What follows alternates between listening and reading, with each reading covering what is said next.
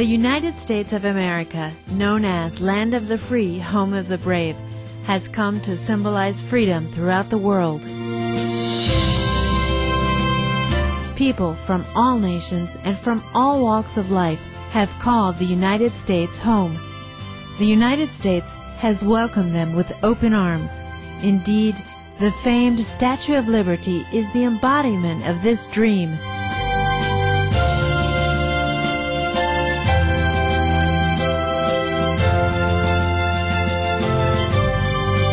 In New York's public education system alone, its student body represents 145 countries.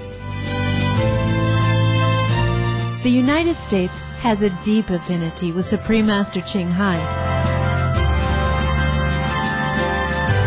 With her boundless love and compassion, Supreme Master Ching Hai has provided humanitarian assistance to many parts of the United States. In 1993, she sent relief teams to provide financial and material assistance to the victims of the 6 Midwestern states that were severely affected by heavy rain and flooding. On December 27, 1997, at the benefit concert, A Journey Through Aesthetic Realms, Supreme Master Ching Hai generously contributed $100,000 each to the Vietnam Children's Fund and the U.S. Department of Veterans Affairs. The following year, at another benefit concert, One World of Peace Through Music, she once more contributed generously, with 2 charity organizations being the recipients of her love. St. Jude Children's Research Hospital received $150,000 and the Starlight Children's Foundation received a check for $100,000.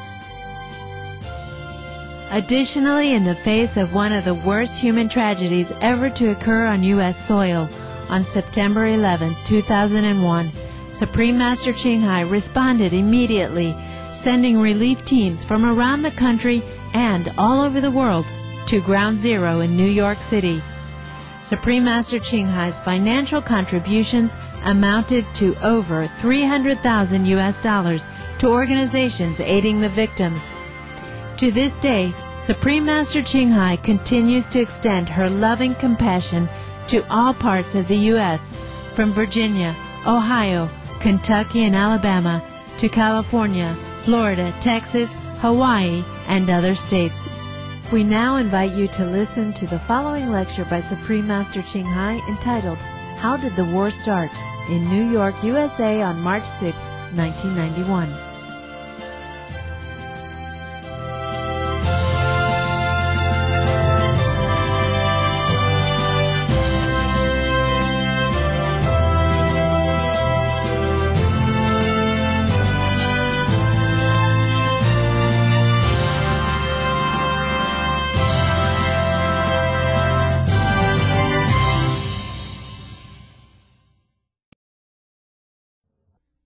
My friends, let's have a few minutes to pray for your noble work, that you will fulfill your mission, and to pray for the peace that we all work for. And then we will start. You pray in your own way with your eyes closed. Contact your God inside.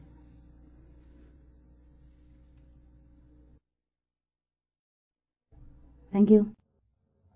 I'm very honored to be here, the best place in the world, and see the most selected and intelligent people of our nations. So welcome to the United Nations. I've told our president here that the United Nations is probably the best thing after sliced bread. And she says she has never heard anyone use that before. I say I also don't use it, except when in the right place, because I'm afraid people don't understand. And also there's not many things that are better than sliced bread. But United Nations truly is. I have read some of the works that you have done for the world, and I pray that God will bless you with full health, power, and intelligence in order to carry out your work again. I do not feel like I'm a first time here, or first time I'm speaking to you. Feel very close and friendly. So probably I have been here before. Or we have been in the United Nations conference and many other lives, who knows. Yeah. I saw the entrance in the taxi before I came here. So it might not be the first time that we are together. Someone of the United Nations has invited me to come here to address the assembly. And it seems a long time now. Must be 8 months. It has been a long time. And at that time, I wasn't thinking of coming here at all. When I was asked, I said, well, maybe. Let's see. But then, because first I was thinking, well, the people who work in the United Nations, they probably have different interests than my interest. Yeah, I'm just for spiritual. And the United Nations people, they probably working in the so-called political. That's what I was thinking. But then later I thought, well, I cannot think that way. Yeah, political is not the sole issue of the United Nations. They have worked in a humanitarian and in many other kind of relief for the world, and have peace, and they also practice meditation too. So I thought it would be the time for me to come in and to understand more about your work, and also to have a nice talk together. Yes. It should not be that we let the United Nations shoulder every burden and responsibility and blame or whatever. And everyone should work together with the United Nations, because we are also citizens of the world. And no one just should stand outside and watch the United Nations work, whether failures or success, and then blame them or criticize. It should come in and work together. That's what I think. Therefore I came here today. Whether I could help or not, that is another question. That is God's will, but my goodwill is with you. Therefore I study your books, your pamphlets, and whatever I can get to be in the United Nations. The one of the member, the invisible member, the volunteer. So here I am, you have a new member. Thank you. So someone has suggested that we talk something about war and peace, since it is the current theme of the world. So I would be brief about war and then be long about peace. You see, every one of us know about war, but not truly know what is the cause for it and how should we eliminate. And it sounds a novel, a fairy tale, but we can do it. We can eliminate. Because after a while, people will be tired of war, whether the winner or the loser. Because one of those biggest warriors like Alexander the Great, Napoleon, and Arjuna of India, they were tired too. So how would we, the modern warriors, would not be tired? And we will learn in time how to avoid these things.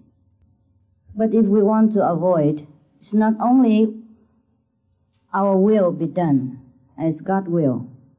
We must act according to what God wants. And in order to know what God wants, we have to be prepared. Prepared in our speech, in our body and mind, to listen to what God says, and not to what we say. We always pray for peace, and we didn't know what God speaks to us, how to get peace. Therefore, we do not understand how to go about, even though everyone knows, everyone likes to stop the war and to preserve peace in the world. And the United Nations are the first agency to worry much about war, to put most of the effort to regain peace, as it has always been doing since the founding day. Yes. I doubt if the world would have been